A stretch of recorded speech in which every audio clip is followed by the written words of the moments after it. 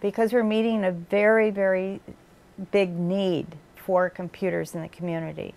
We have schools that are desperate for technology and don't have funding. California is in the bottom 3 states of all the states in the United States when you look at the number of computers per student in the school.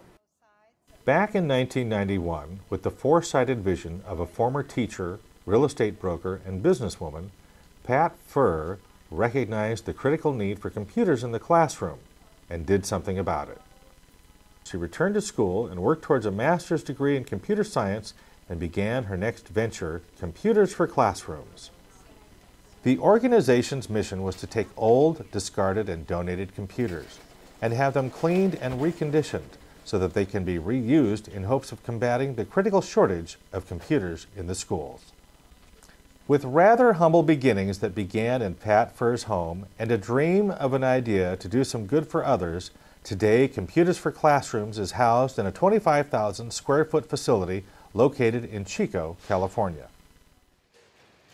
Set up as a not-for-profit organization in 2002, Computers for Classrooms, along with its dedicated staff and trained volunteers, are equipped to receive all donated desk computers, monitors, and laptops, in addition to printers, faxes, office machines, and just about anything else that can be fixed, refurbished, and most importantly, reused.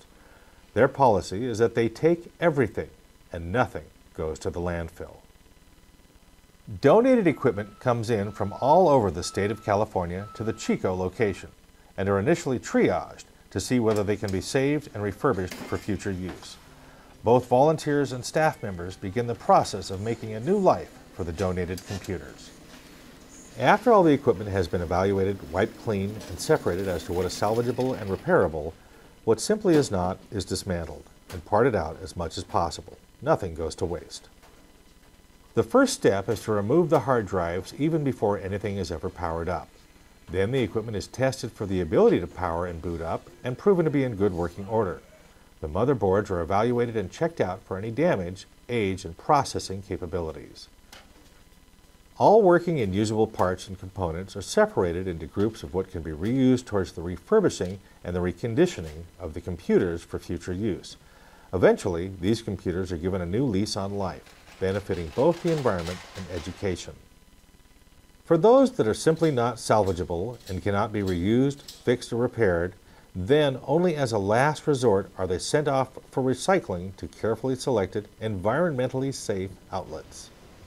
But even then, each piece of equipment is demanufactured down to its components. The aluminum is shipped out to be recycled and the circuit boards are crushed, and the gold is then extracted and amalgamated to be reutilized.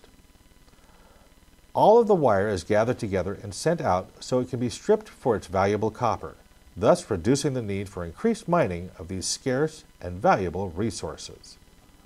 With the strictest use of security, each and every donated computer has its hard drive wiped clean, meeting the U.S. Department of Defense level of security, and not even a single computer is plugged in until the hard drive has been removed to another location for wiping. Computers for Classrooms has been one of the earliest leaders in recognizing the vital need for data security, making people feel assured they can donate their computers and not have private info get out. The company's most important mission is to fill the tremendous need for computers in the classrooms throughout California.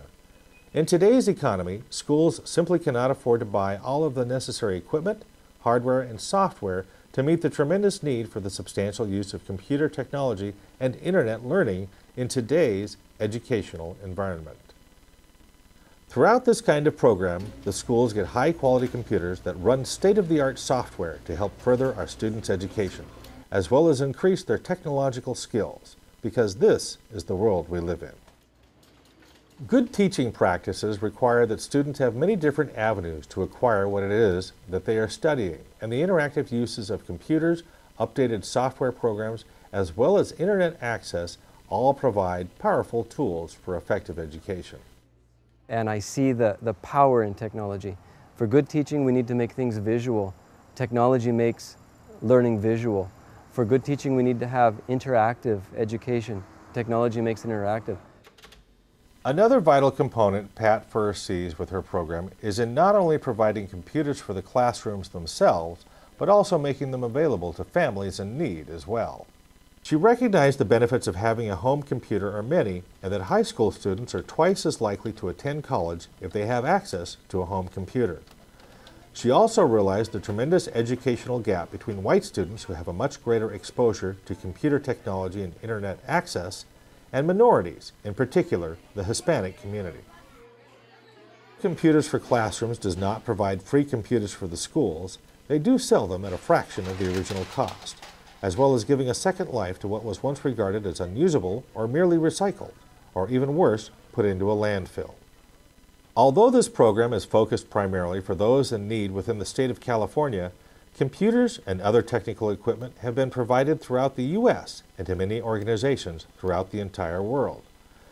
Computers for Classrooms is dedicated to filling a need for those without the resources of computer technology and internet access, yet at the same time becoming good stewards for the environment.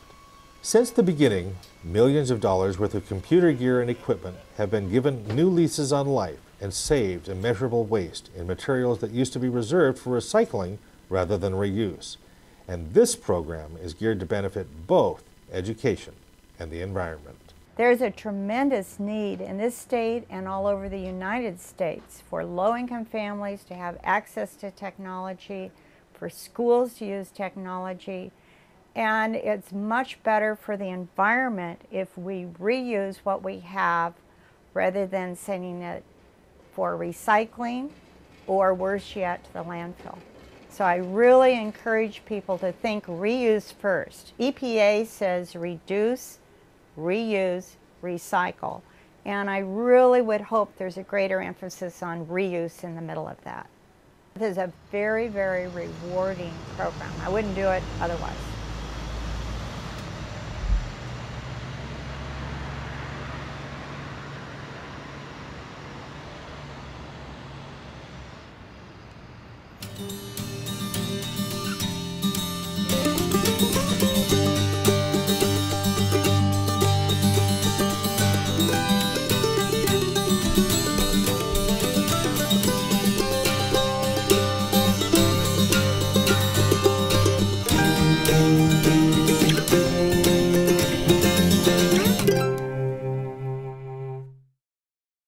The Northern Rural Training and Employment Consortium and the Workforce Innovation and Regional Economic Development provide support for information technology, agribusiness, agri-tech, advanced manufacturing, healthcare, as well as the encouragement and development of renewable energy entrepreneurs.